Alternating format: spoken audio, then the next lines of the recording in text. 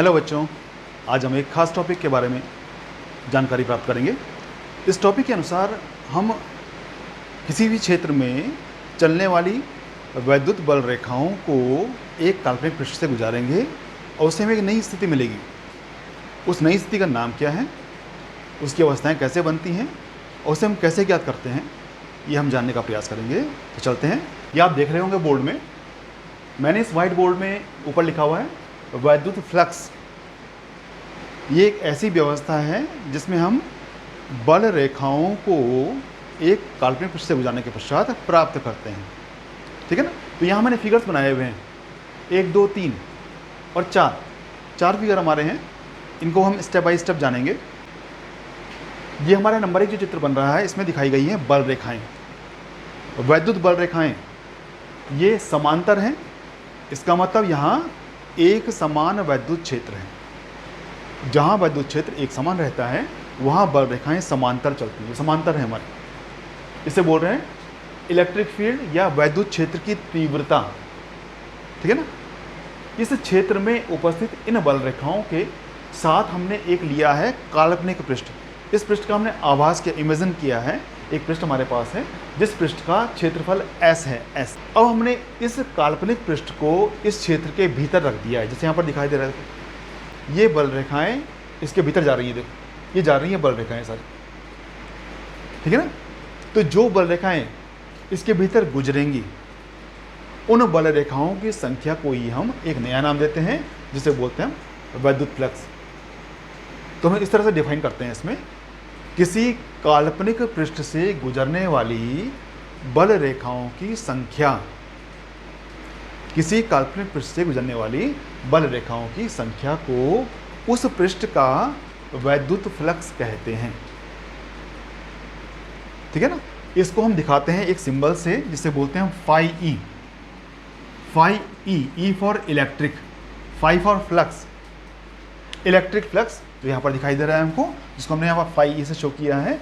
इस phi E का मान निकालने के लिए हम उत्पन्न वैद्युत क्षेत्र की तीव्रता और क्षेत्रफल जो हमारे पास है, उन दोनों के गुणनफल से प्राप्त करते हैं।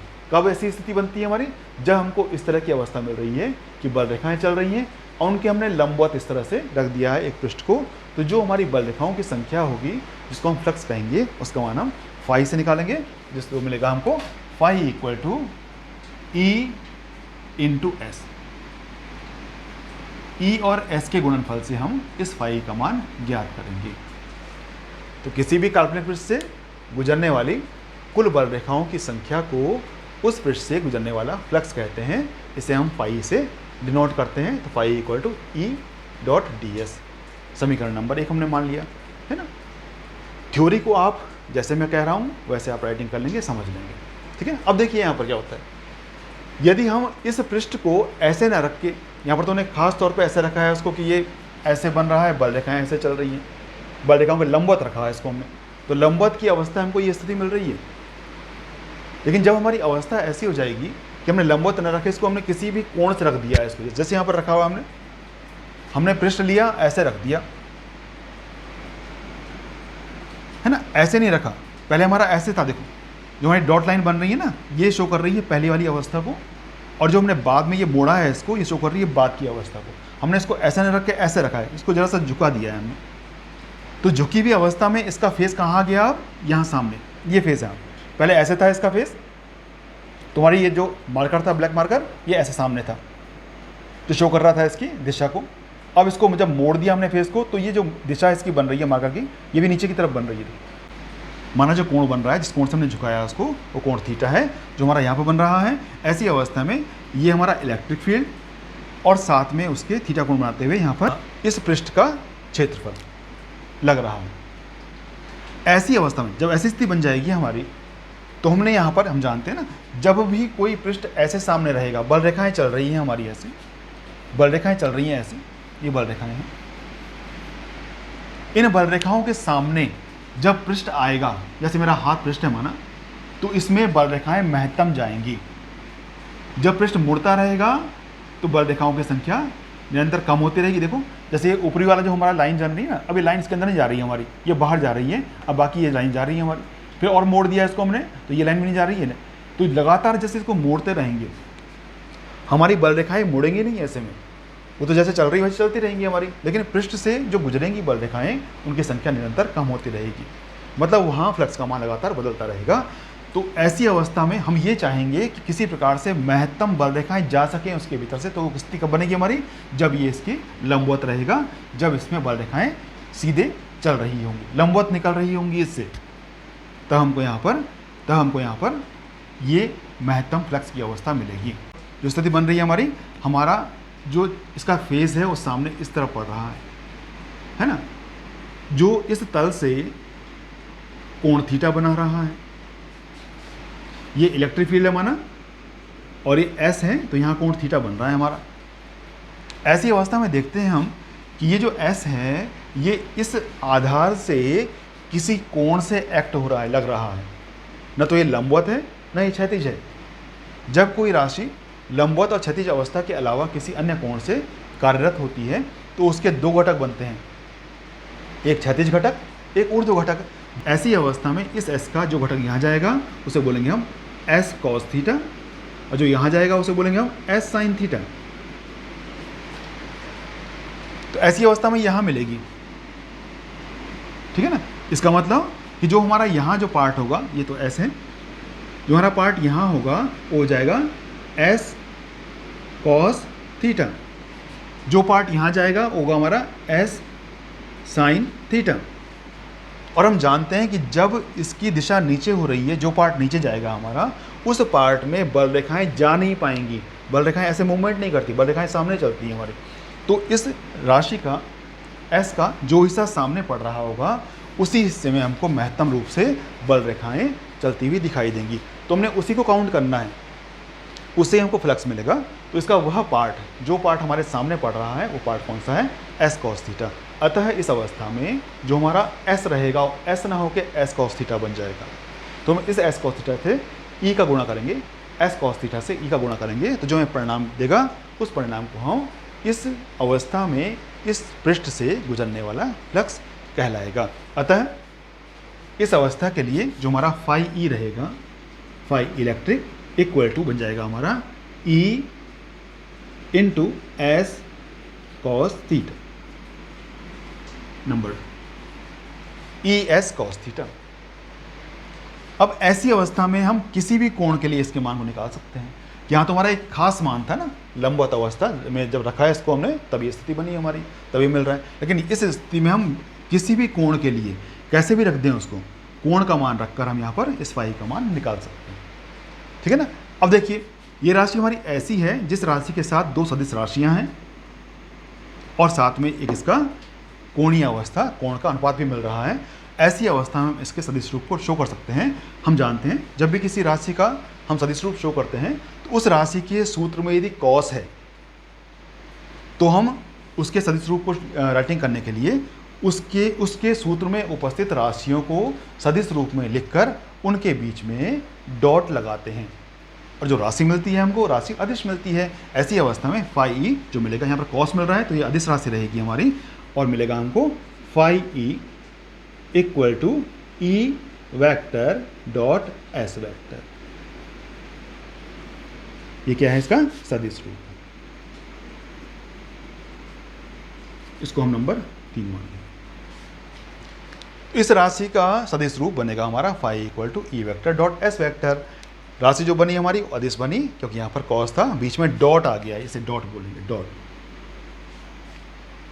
अदिश गुणन है ये इसका। इस मान से हम सारी अवस्थाएं ज्ञात कर सकते हैं, ठीक है ना। अब देखिए आगे चलते हैं हम। अब हम पे एक स्थिति, यहाँ पर तो हमारा जो पृष्ठ था वो पृष्ठ पूरी तरह से समान था, समान तरह से बटा हुआ था। अब हम पे एक पृष्ठ ऐसा मिल रहा है, हमको ऐसी कल्पना कर रहे हैं उस पृष्ठ का कि जिसका आकार ही असमान है। तो असमान आकार के पृष्ठ के लिए हम उसके कई सारे खंड कर लेते हैं। जैसे हमारा पृष्ठ ऐसा रहेगा, हमारा ऐसा, ये सारा पृष्ठ ऐसा, कोई आकार ही नहीं है उसका। तो इस पृष्ठ के हम कई सारे खंड कर लेंगे और हम उन खंडों का, प्रत्येक खंड का फ्लक्स निकालेंगे और उस फ्लक्स को, उन फ्लक्सों को जोड़कर हम इस असमान पृष्ठ से गुजरने वाले परिणामी फ्लक्स का मान ज्ञात करेंगे। तो माना ये मानते हैं कि असमान, ये मुख्य अवस्था हमारी है, असमान पृष्ठ के लिए, असमान पृष्ठ के लिए, ये मुख्य अवस्था है।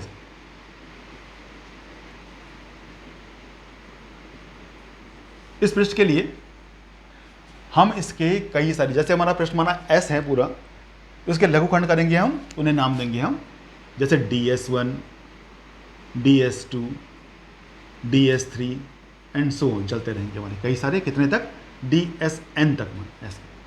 तो इस अवस्था में हर खंड से गुजरने वाला जो तीव्रता होगी हमारी, ये बल रेखाएं होंगी, वो डिफरेंट होंगी। अतः ऐसी अवस्था में जो हमारा इलेक्ट्रिक फील्ड होगा वो हर स्थिति के लिए डिफरेंट रहेगा। उसे हम शो करेंगे इस तरह से, DS1 के लिए E1, DS2 के लिए E2, इसके लिए E3, और करते करते लास्ट में EN। ठीक है ना। अब ऐसी अवस्था में जो हमारा यहाँ पर कुल फ्लक्स बनेगा, हम जानते हैं फ्लक्स की अवस्था हमारी ऐसी रहती है कि जितने जो हमारा इलेक्ट्रिक फील्ड रहता है और जो हमारा खंड रहता है, खंड का क्षेत्रफल रहता है, उससे हम उस खंड से गुजरने वाले फ्लक्स को निकाल सकते हैं। ऐसी अवस्था में जो हमारे खंड हैं, इन खंडों से गुजरने वाले फ्लक्स जो रहेंगे हमारे, इन तरह से ही मिलेंगे हमको, जैसे d∅1, d∅2, d∅3 and so on up to d∅n, कई सारे हमारे बन। अब यदि हम एक खंड का मान निकालना चाहें तो मिलेगा हमको d∅1 equal to E vector dot DSE1 vector dot DS1 vector, इस रूप में मिलेगा। जैसे यहाँ प्लेन था हमारा, यहाँ E1 और DS1 से हमको d∅1 मिल जाएगा।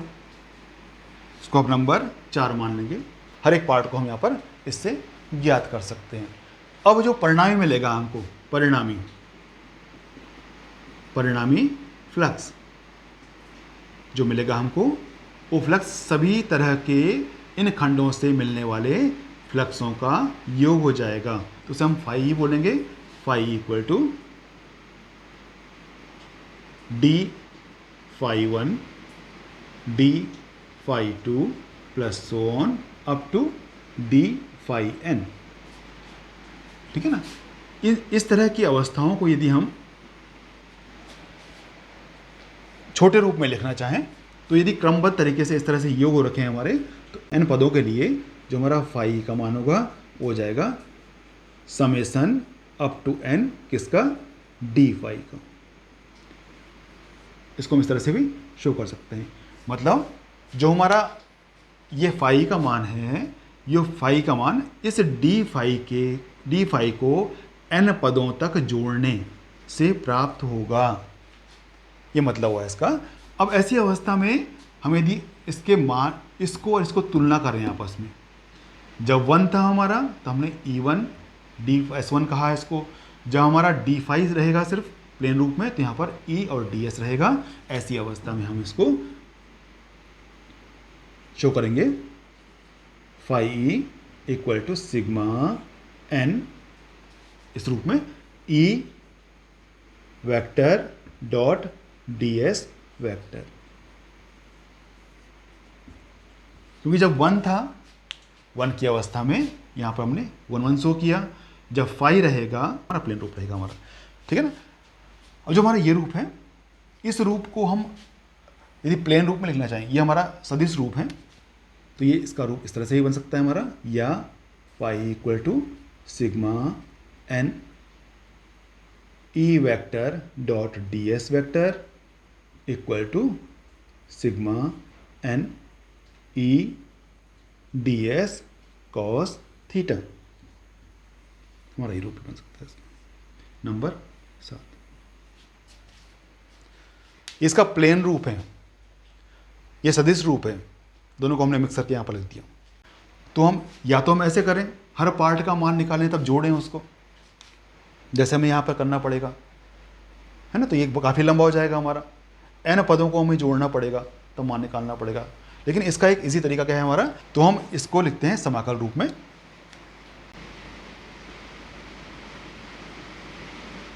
समीकरण 7 को समाकल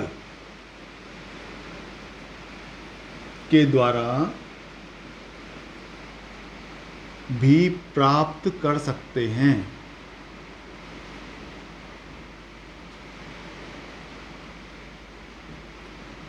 अतः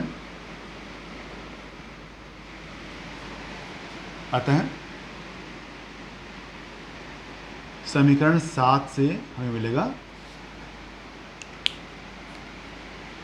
phi E equal to integral of limit क्या है हमारी यहां पर S E vector dot D S vector, E vector dot D S vector. ठीक है ना, मतलब जो हमारी रेंज रहती है ना, इन सभी लघु, या तो हम सभी लघु पार्ट का मान निकालें तब उन्हें जोड़ें n पदों तक के लिए, है ना, या हम उनके संपूर्ण रेंज जो बन रही है हमारी, उस रेंज के लिए हम इसका निकालें इंटीग्रल, समाकल, तब भी हम इसका परिणाम को प्राप्त कर सकते हैं। तो phi equal to integral of limit, range हमारी कौन सी है, S E vector dot D S vector, या ऐसे बोलेंगे हम integral S E D S cos theta. बात एक ही है, इसको नंबर 8 मान लें। तो हम इससे भी इस फाई का मान ज्ञात कर सकते हैं। ये फ्लक्स की अवस्था है जो हमें यहाँ मिल जाएगी। तो असमान पृष्ठ के लिए, पृष्ठ यदि असमान हमारा हो तो हम इसके लघु पार्ट्स को निकालने के पश्चात उससे हम फ्लक्स का मान निकालेंगे। जो हमारा परिणामी फ्लक्स होगा उस सभी लघु खंडों के मानों के योग से प्राप्त होगा। इसको हम इस तरह से भी शो कर सकते हैं। यदि हम चाहें इसको समाकल रूप में शो करना, तो हम इसको, इसके जो रेंज रहती है हमारी, सीमा रहती है इसके क्षेत्र की, क्षेत्रफल की जो सीमा रहती है हमारी, उस सीमा के लिए हम इसका करेंगे समाकल, इंटीग्रल, और तब परिणामी भी प्राप्त कर सकते हैं, जैसे हमने यहाँ पर किया। ये इजी वे है। तो सूत्र के अनुसार हमको मान मिल जाता है यहाँ पर। ठीक है ना। अब यहाँ पर एक और चीज़ हमारी है, बंद पृष्ठ के लिए, बंद पृष्ठ के लिए जो हमारा फ्लक्स रहेगा फाई ई इक्वल टू, इसे बोलेंगे हम क्लोज्ड इंटीग्रल, ये बन गया हमारा केवल closed integral S E vector dot D S vector equal to closed integral S E D S cos theta. तो ये हमारा सूत्र है नंबर 9, जिस सूत्र के अनुसार हम बंद पृष्ठ के फ्लक्स की अवस्था को भी प्राप्त कर सकते हैं। ये ओपन पृष्ठ के लिए है हमारा, ये बंद पृष्ठ के लिए। तो ये हमारा फ्लक्स की अवस्था थी। तो हमने जान लिया फ्लक्स के बारे में। यह एक नई राशि है, इसलिए इस नई राशि का मात्रक होगा, विमीय सूत्र होगा, और यह कैसी राशि है ये भी हम जानेंगे। तो जो हमारी राशि है ये एक अदिश राशि है, जैसे तुम्हें बताया मैंने, अभी हमने सूत्र लिखा था इसका यहाँ पर। तो उस सूत्र में हमारा जो परिणाम आया था वो अदिश रूप में आया था, क्योंकि यहाँ पर सूत्र में कॉस था हमारा। राशि अदिश है, मात्रक इसका इससे ही बनाएंगे हम, ई और डी एस। ई का मात्रक होता है हमारा न्यूटन प्रति कूलम, और ये हमारा क्षेत्रफल है, तो ये मीटर स्क्वायर हो गया। तो इसका मात्रक बन जाएगा हमारा, इसका मात्रक न्यूटन मीटर स्क्वायर प्रति कूलम, इसका मात्रक बन जाएगा। ये ऐसे शो करेंगे हम एन एम स्क्वायर पर सी, इसका मात्रक। इसको वोल्ट मीटर भी कहते हैं। आगे आएगा आपका एक नई राशि हमारी मिलेगी आपको, वोल्ट, जिसका मात्रक होगा, हम आगे पढ़ेंगे अभी। लेकिन इसका हम मात्रक वोल्ट मीटर भी कहते हैं, वो आगे पढ़ेंगे उसको हम।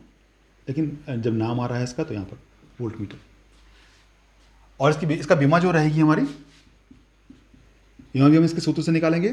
जो ये ई और एस हैं, तो मिल जाएगा हमको एम एल 3 टी -3 ए -1, ये बीमा है इसका।